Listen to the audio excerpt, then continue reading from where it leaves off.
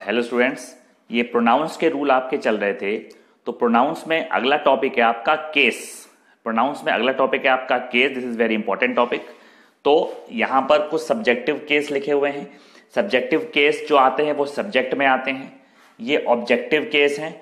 Objective case किस में आते हैं? ऑब्जेक्ट में। जैसे आई का ऑब्जेक्टिव मी होता है, यू का ऑब्जेक्टिव यू होता है, ही का ऑब्जेक्टिव हिम होता है, शी का ऑब्जेक्टिव हर, इट का ऑब्जेक्टिव इट, दे का ऑब्जेक्टिव देम, वी का ऑब्जेक्टिव एस। यहां पर कुछ लिखे हुए हैं पॉजेसिव एडजेक्टिव। पॉजेसिव मतलब अधिकार जताने वाले। यहां पे कुछ लिखे हुए हैं पॉजेसिव प्रोनाउन। पॉजेसिव मतलब अधिकार जताने वाले। तो यहां पर सब्जेक्टिव केस, यहां पर ऑब्जेक्टिव केस, ये पॉजेसिव एडजेक्टिव हैं, ये पॉजेसिव प्रोनाउन हैं। ये पूरी टेबल आप नोट कर लें। ये पूरी टेबल आप नोट कर लें और ध्यान से नोट करें किसके सामने क्या लिखा हुआ है। तो जिसके सामने जो लिखा हुआ है वही आपको नोट करना है।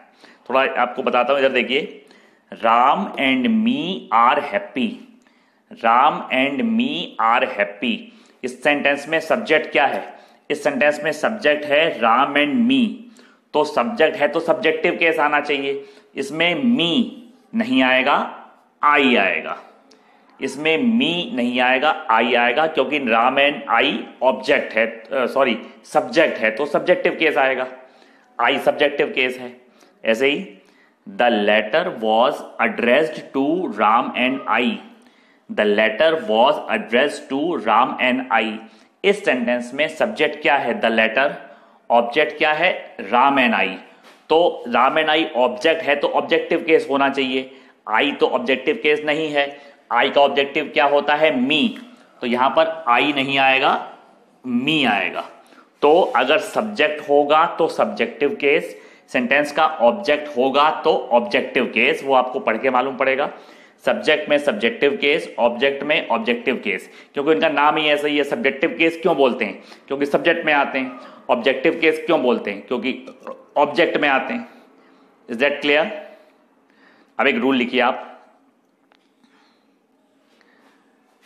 Late, L-E-T, let, but, let, but, except, E-X-C-E-P-T, let, but, except, between, B-E-T-W-E-N, और प्रीपोजिशंस के बाद, और प्रीपोजिशंस के बाद ऑब्जेक्टिव केस आता है।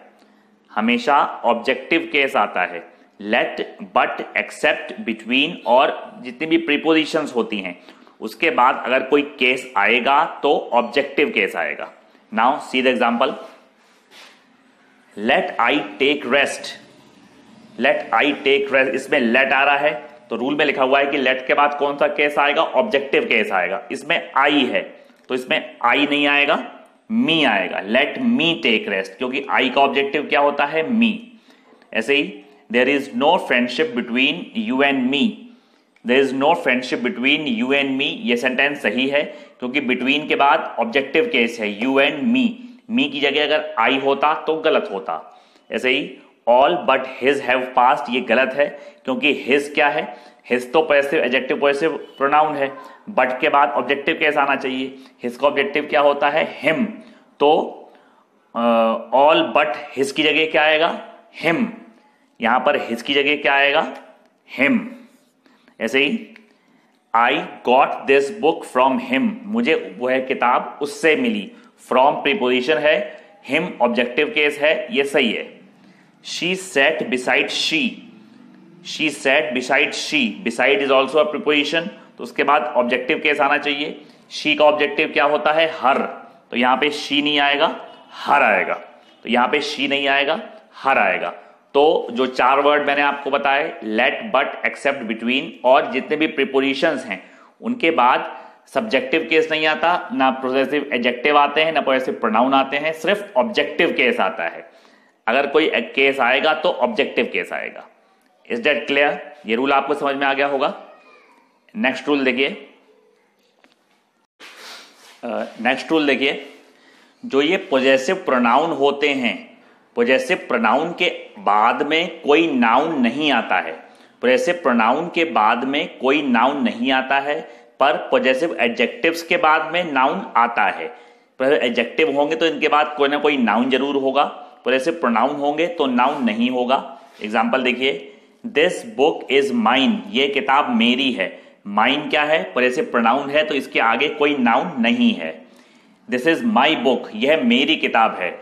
माई क्या है? पॉजेसिव एडजेक्टिव है तो इसके आगे नाउन है, बुक। तो यही रूल में लिखा हुआ है, पॉजेसिव एडजेक्टिव के बाद कोई नाउन होगा, पॉजेसिव प्रोनाउंस के बाद कोई नाउन नहीं होगा। जैसे yours is a new book, तुम्हारी एक नई किताब है। योर्स पॉजेसिव प्रोनाउन है तो आगे कोई किताब नाउन नहीं है। योर बुक इज न्यू, तुम्हारी किताब नई है। योर क्या है? पॉजेसिव एडजेक्टिव है तो इसके आगे नाउन है, book. Hers dress is nice, उसकी ड्रेस अच्छी है। ये सही सेंटेंस है, ये गलत सेंटेंस है, क्योंकि हर्स तो पॉजेसिव प्रोनाउन होता है, इसके आगे नाउन है, तो यहां पे पॉजेसिव प्रोनाउन नहीं आएगा, पॉजेसिव एडजेक्टिव आएगा।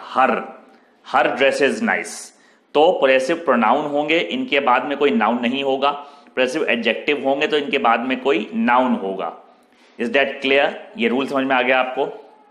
नेक्स्ट रूल देखिए, सेपरेशन मतलब अलग होना, लीव मतलब छुट्टी, एक्सक्यूज माफी मांगना, पार्डन माफी मांगना, साइट दृश्य नजारा, फेवर मतलब मदद या पक्ष। इनसे पहले कोई पॉजेसिव शब्द नहीं आता। मतलब जितने भी ये वर्ड्स लिखे हुए हैं इनसे पहले ना तो पॉजेसिव एडजेक्टिव आते हैं ना पॉजेसिव प्रोनाउन आते हैं। एग्जाम्पल देखिए, his separation was bad for Ram, उससे अलग होना राम के लिए बुरा था। इसमें सेपरेशन आ रहा है तो उससे पहले हिज क्या होता है? पॉजेसिव होता है, तो ये सेंटेंस गलत है। ये सेंटेंस इस तरीके से बनेगा, separation from him was bad for Ram. समझ में आ गई बात? फ्रॉम प्रीपोजिशन है तो उसके बाद हिम क्यों है यहाँ पर? पॉजेसिव ऑब्जेक्टिव केस क्यों है? क्योंकि मैंने आपको रूल में बताया था अभी पहले रूल में कि प्रीपोजिशंस के बाद ऑब्जेक्टिव केस आता है। आई नीड योर फेवर, मुझे तुम्हारी मदद की जरूरत है। फेवर के बाद योर भी पॉजेसिव होता है, तो ये गलत सेंटेंस है, ये भी फ्रॉम ला के बनाना पड़ेगा। I need favour from you, मुझे तुम्हारी मदद की जरूरत है। तो जितने भी ये वर्ड्स लिखे हुए हैं सेपरेशन से फेवर तक, इनसे पहले कोई पॉजेसिव शब्द नहीं आते। Is that clear? आपको तो सिर्फ गलती छांटनी होती है। तो इस सेंटेंस में गलती ये है कि हिज नहीं आएगा, इस सेंटेंस में गलती ये है कि योर नहीं आएगा। Is that clear? एक रूल और देखिए आप, नेक्स्ट रूल देखिए, एज और देन की तुलना अगर सब्जेक्ट से हो, तो इनके बाद सब्जेक्टिव केस आता है। एज और देन की तुलना अगर सब्जेक्ट से हो सेंटेंस में, तो इनके बाद जो केस आएगा वो सब्जेक्टिव केस आएगा। Now see the example, he is as fast as me, वह मेरे जितना ही तेज है। यहां पे मी की तुलना किससे हो रही है? ही से हो रही है। यहां पे एज आ रहा है, तो एज के बाद मी तो ऑब्जेक्टिव केस होता है, मी नहीं आएगा, आई आएगा। ये सेंटेंस सही है, क्योंकि मी तो ऑब्जेक्टिव होता है, आई आएगा। ऐसे गीता वर्क्स फास्टर देन हर, इसमें देन आ रहा है, और हर की तुलना किससे हो रही है? गीता से। गीता उससे तेज काम करती है, तो देन के बाद हर ऑब्जेक्टिव केस नहीं आएगा, शी आएगा, इसमें सब्जेक्टिव केस आएगा, क्योंकि इनकी तुलना सब्जेक्ट से हो रही है। तो अगर एज और देन सेंटेंस में हो और इसके बाद जो वर्ड हो उसकी तुलना सब्जेक्ट से हो रही हो, तो सब्जेक्टिव केस आएगा। Is that clear? अगर सेंटेंस में एज भी हो या फिर देन हो और उसके बाद जो भी वर्ड हो उसकी तुलना अगर प्रोनाउन हो, उसकी तुलना अगर सब्जेक्ट से हो, तो सब्जेक्टिव केस आएगा, ऑब्जेक्टिव केस नहीं। Is that clear? जैसे एक सेंटेंस और लिखिए, Mohan plays as good as him, Mohan उसकी तरह अच्छा खेलता है। पर हिम तो ऑब्जेक्टिव केस है, तुलना हो रही है मोहन से, तो हिम नहीं आएगा, ही आएगा। Mohan plays as good as he, Mohan plays as good as he. Is that clear?